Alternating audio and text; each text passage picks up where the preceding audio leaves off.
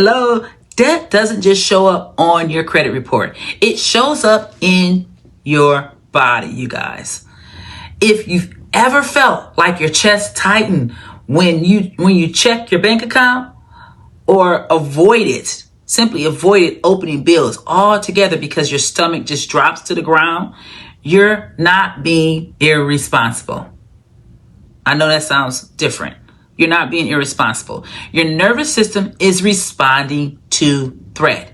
Even if you're safe, your body doesn't feel like it, okay? That's what we're going to talk to you about today on Trauma Talk, okay? Many of us carry debt like a quiet emergency, okay? It may not be visible to others, but it's always there, buzzing beneath the surface of our heart and mind. This creates a state of chronic, low-level hypervigilance. That's right. You're constantly scanning for danger. Will I have enough this month to pay my bills? What if my card declines? Okay? What happens if one more unexpected expense shows up, okay, this month? From a neuroscience perspective, this is your amygdala, your brain fear center, doing exactly what it was designed to do.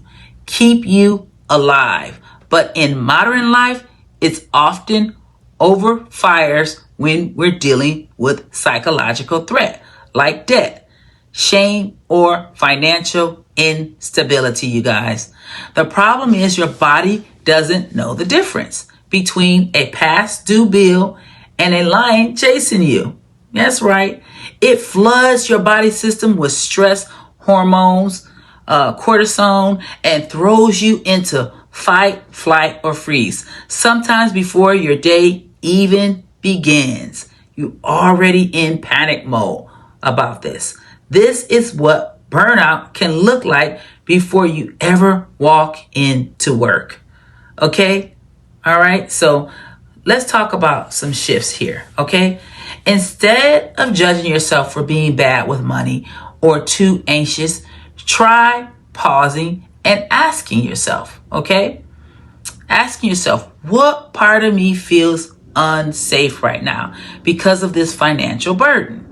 Just check in with yourself. What part of me feels unsafe, okay? And what does that part of me need to hear right now, okay? You're checking in with yourself. Maybe it needs to hear reassurance. Maybe it needs empathy and compassion right now. Maybe it just needs to know that you're listening. Okay, you guys? So let's close this out today, okay? Hopefully you feel a lot more empowered around this topic. You are not your debt. You are not your burnout. You are a human being navigating systems, stories, and survival strategies that were never designed with your healing in mind. Okay? But that healing is possible. One safe, self-compassionate step at a time. You're right. One step at a time. So thank you guys for joining Trauma Talks with Krystal Boothe, and I will see you next time. Bye-bye.